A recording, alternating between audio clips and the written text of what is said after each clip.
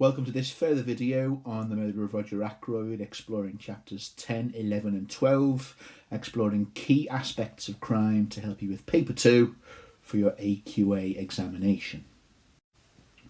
So this opens with a really useful quote in terms of the increasing partnership, or the illusion of a partnership, between Poirot and Dr. Shepherd. So Shepherd here gets the sense that perhaps I'm intruding. Not at all, cried Poirot heartily. You and I, Monsieur le Docteur, we investigate this affair side by side. Without you, I should be lost. So, again, is that some kind of deceit from Poirot here? Convincing Shepherd that he's invaluable, he's sort of his Hastings replacement, when really Poirot wants to keep a close eye on Monsieur le Docteur. Don't forget, this increasing partnership will be really effective in deceiving and fooling the reader. They're starting to see a familiar pattern now from previous novels in this series. They're fully experiencing or thinking that Shepherd is the Hastings replacement now. So, in a way, this will be really effective at fooling the reader. They won't have any thought in their mind whether Shepherd could be the actual murderer here. They're just sensing a familiar pattern. Very clever stuff from Christie. Another useful quote in terms of this new bond they're forming here. However, there's an extra thing to be had from this in terms of the life of a dull medical man, a jaded medical man. So Shepherd agrees to the offer of assisting Poirot here, and the response here: there's nothing I should like better. You don't know what a dull old fogey's life I lead. Never anything out of the ordinary. So that boredom, that frustration, that resentment, that envy, all of these are within the psychological profile of our murderer here. And then decent word there to reinforce that kind of Hastings and Poirot relationship. Good. We will be colleagues then. This sense of boredom here and a dull old life. There's a really good quote coming up which would work perfectly with this in terms of Caroline speculating and Shepherd accuses his sister of reading too many romance novels for excitement, but he himself concedes he's a reader of detective fiction. So again, that kind of boredom, that ennui, that sense of jadedness in terms of a dull, dissatisfying life, partly resorts to detective fiction to sort of fill that void, but it also plays a part in his actions in terms of his crime and his criminality. Please don't express that as he killed Roger Ackroyd out of boredom. That's not what we're saying at all. It's kind of a multitude of reasons which all combine. So make sure you can have the quotes available to show those multiple reasons or those multiple drivers of his criminal actions. So the new team is forged here. What questions do you want me to ask? I want you to introduce the name of Mrs. Ferrars. Absolute teamwork here by the team of Poirot and Shepherd. Just moving down here as well, just a little helpful clue to show you, again, how effective and perceptive Poirot is. There was no time for more, for at that minute, as Poirot had prophesied, come back to that word in a moment, exactly as Poirot had predicted, Blunt left the others in his abrupt fashion and came over to us. So, what you've got here is almost like a prescience, a prescience. Poirot is so expert in terms of the people he studies and their behaviours that he can absolutely and accurately predict their manoeuvres and their movements. An intuitionist indeed. The best quote in the novel here to prove the old-fashioned sort of proverb, which I think is biblical, I'm not sure, that money is the root of all evil. Instead, we've got it how it's expressed in The Murder of Roger Ackroyd, and this is from Hector Blunt. Oh, money. All the troubles in the world can be put down to money or the lack of it. Now, that should be in, I don't know, depending on the essay question, but that's a really handy quote to have in your arsenal. okay, to use and deploy in essays. Just either side of that great quotation as well, there's a conversation between Blunt and Shepherd on the character or the nature of Ashley Ferrars. There's envy underneath this, I think, in this particular quote. A blackguard, I thought, said Blunt. And this is Dr. Shepherd. No, only a man with more money than was good for him. So there's another way in which we're recognising the ruin and the sort of debasement of people. They become less than human and, deeply immoral because of the pursuit of, or the having of, or the want of money. And then we see that, like many characters in this book as well, there's Hector Blunt, who's also gambled, I think, or taken some kind of opportunity of risk to return more money, but has lost it. So there's a little thing in common there, because James Shepherd, as we are told as well, in chapter 3, has also lost some money on a scheme. I sympathised and narrated my own similar trouble. So you're reminded here at this point, or reminded once you're on your second reading, that it's not just a crime of murder. James Shepherd has been involved in blackmailing and extorting money out of Mrs. Ferrars, which he appears to have lost on some kind of, how do they put it here, a legacy, a scheme, an investment, I think we'd say now, which hasn't worked out. There's another thing which feeds into that resentment of his current life. Trapped, money is not as much as he'd want it to be, boredom, feels like he's permanently called stupid or unintelligent by others. All of those go into the mix and give you the insight to the mind and the motivations of this criminal. Another great quote here to illustrate the avaricious nature of most of these characters in King's Abbot and Fernley as well. So this is Mrs. Cecil Ackroyd again, who again is perfect for that kind of gannet, vulture, parasitic greed we see in so many. So she's pretending to be upset for her daughter here. But I can't help feeling a little hurt, she says. That £20,000 ought to have been left to me, not to Flora. Interesting. And not exactly hiding her greed and how important money is to her. A mother could be trusted to safeguard the interests of her child. A lack of trust, I call it. And then Shepherd comes in to correct her and sort of challenge her on that, really. But definitely parasitic and definitely governed by the pursuit of money. That great quote we've just seen from Hector Blunt as being very typical of these supposedly civilised beings and these civilised people.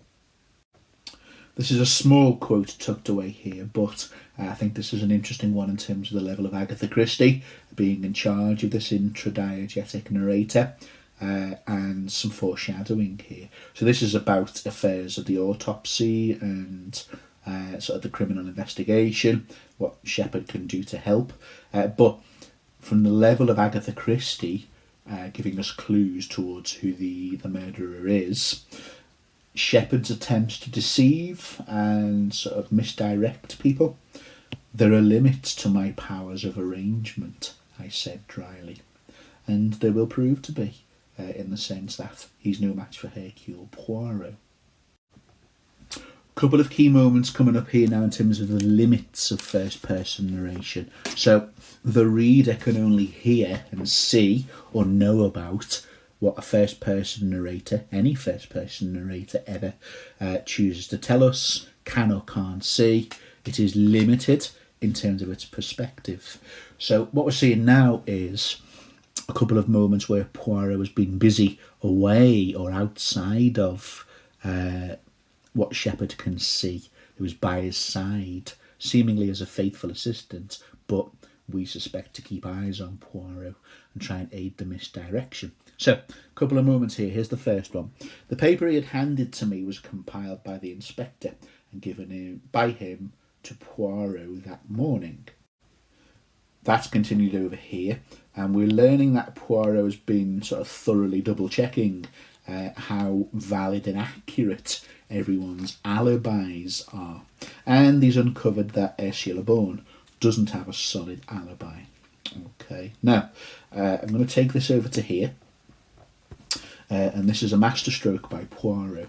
Okay, so later on we can absolutely use this as proof of Poirot's increasing suspicion about James Shepherd.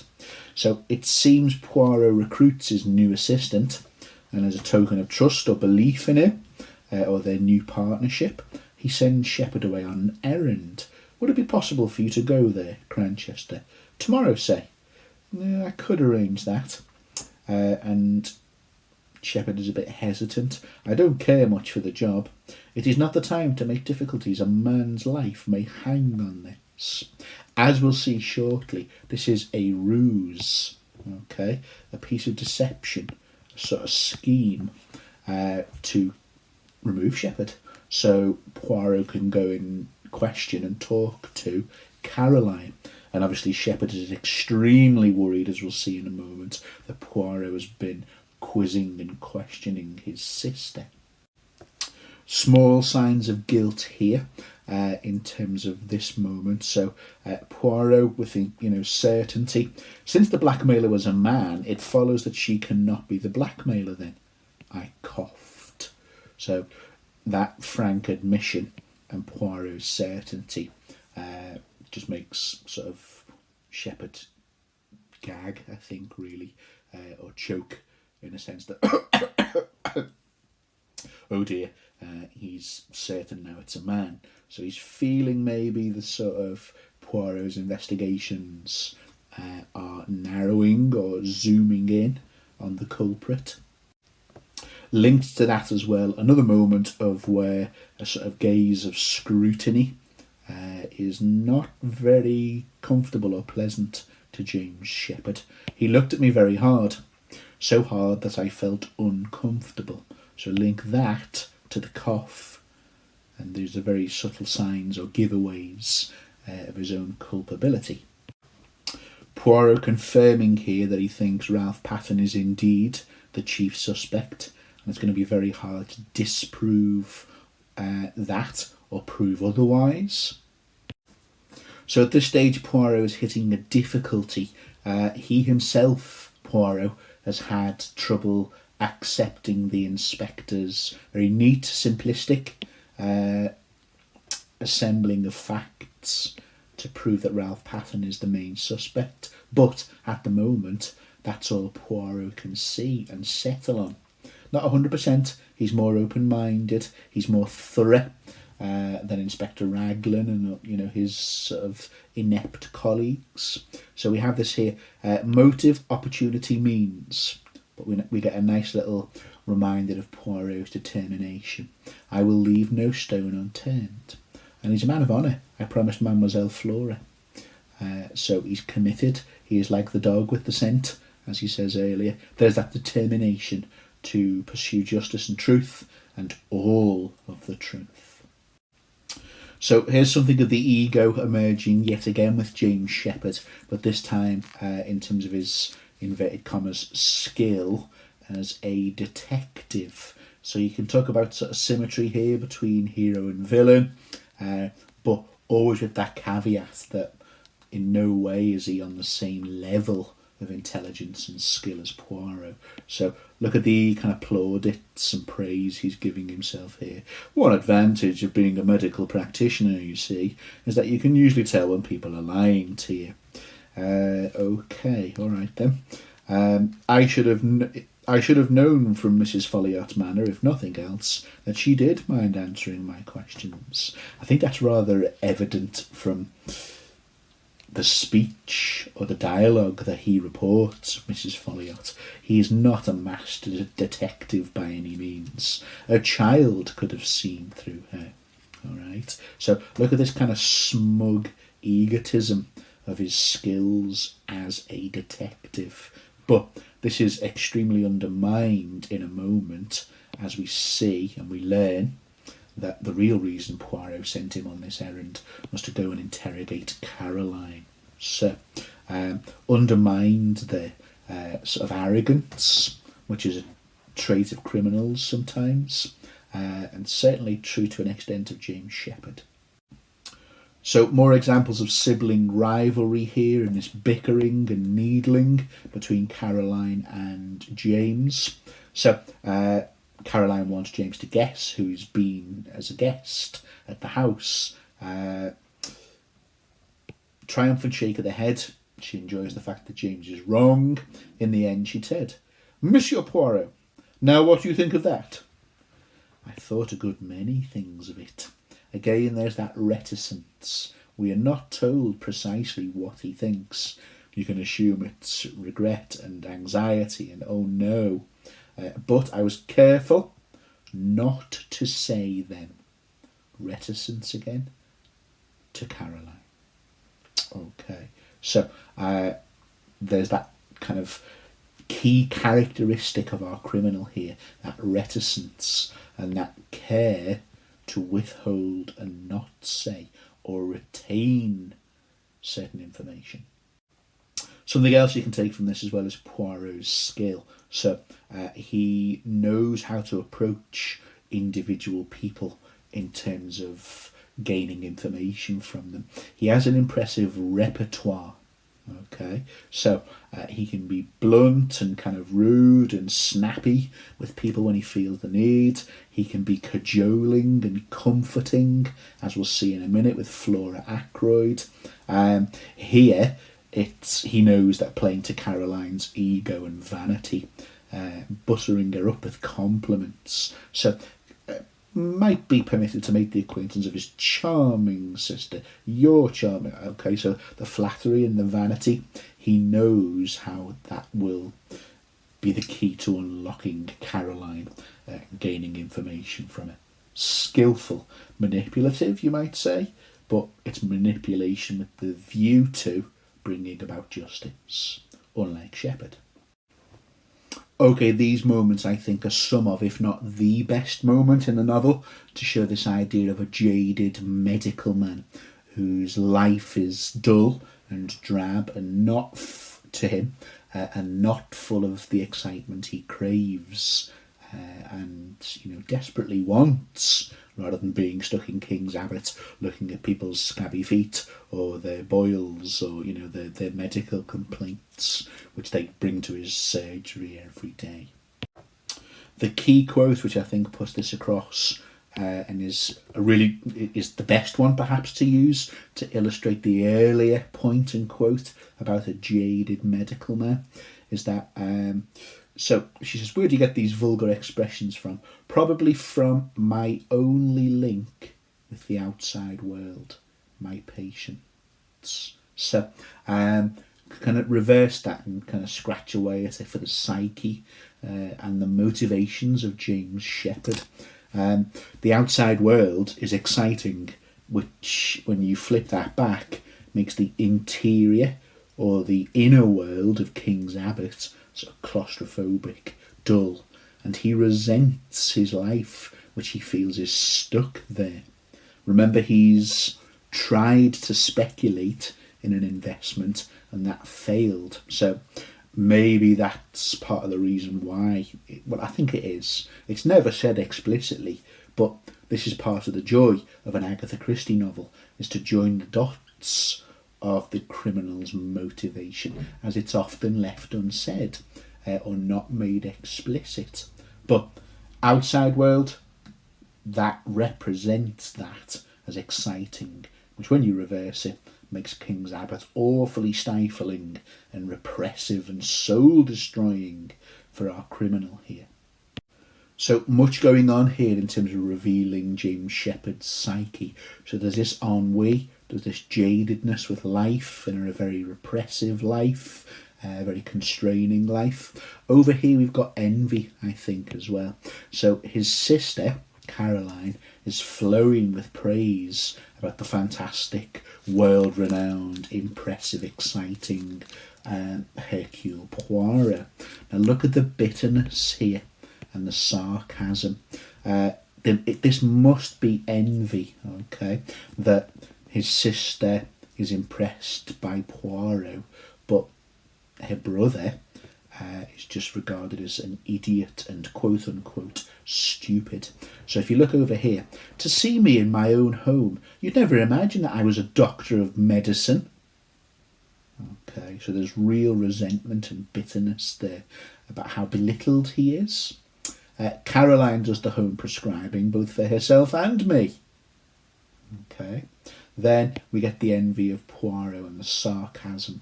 Oh, did he give him an emerald to type in? The Tsar's daughter of a previous case. Oh, did he give him an emerald type in the size of a plover's egg? Caroline, very literal, clearly on the spectrum. He didn't mention it. Why? Nothing, I said. I always thought it was done. In that detective fiction, anyway. The super detective always has his rooms littered with rubies and pearls and emeralds. So there's that bit. Hercule Poirot. Don't mind me. I've just got a medical degree. Anyone else here got a medical degree? So obviously you can't write that in your essay, but there's that bitterness and resentment. Okay. And then he finally snaps. Shows a flicker of anger here. So, never mind my liver. Did you talk about the murder at all? So, an unease now that Poirot has been in his house, and has he or hasn't he been inquiring about the murder, which we know is committed by, naturally, James. I don't think it's a coincidence on this page. A very, very revealing page in terms of Shepherd's psyche, that it just happened to be in the conversation Caroline and Hercule Poirot were talking about. A wonderful psychological insight into human nature. This is exactly what Agatha Christie is laying bare here on this page in terms of our eventual criminal. Further irritation here, not just with Caroline, but the fact that Caroline is enabling Poirot to scrutinise James Shepherd and his day-to-day activities. As we've said, he does not like being on the receiving end of scrutiny and investigation. Okay, so look at your reporting clauses again. There's that anger sort of bubbling here from James Shepherd. Another moment here showing the superiority of Poirot in comparison with the sort of British methods of detection and the British detectives really as well. So the it being referred to here is the mysterious telephone conversation and the reason for it. So it seems to me utterly irrelevant, I declared. He would say that, misdirection, steer attention away from it. And then we get here, I think it's Raglan again, yeah. It might be Colonel Melrose, sorry, it doesn't really matter. They're kind of much of a muchness, kind of minor characters. We've better clues than that. The fingerprints on the dagger, for instance. And then we go here. Beware of the blind alley. And then the officer says, I don't see how you can fake fingerprints, not getting what Poirot is referring to. Now, this doesn't seem much to us today. You know, we're kind of used to crime dramas and stuff, and we're used to the idea that you can easily wear a pair of gloves or, you know, just wipe off fingerprints, etc., etc. But this is what Poirot is getting at. So Poirot sort of leads up to this revelation, this sort of epiphany for the British detectives, I guess. You're telling me you've taken the prints of everyone without overlooking anyone? Without overlooking anyone. The quick or the dead? And then they're bewildered. They're just not on the same wavelength or same level of intelligence as Poirot. And obviously he's referring to Roger Ackroyd's own fingerprints. So we'll continue that next. So what appeared to be an outlandish or ridiculous or nonsensical claim of, you know, suicide. Are you saying he stabbed him? No, that's not what he's saying at all. Look at Poirot's expertise here. It did occur to me the position of the prince was awkward. Not so would I have held in order to strike. So there's the kind of factual basis and the expertise again and experience of Poirot compared to these sort of flatfoots there's your sort of name for those dull, sort of incompetent policemen and inspectors you see in certain films, or crime novels, of course.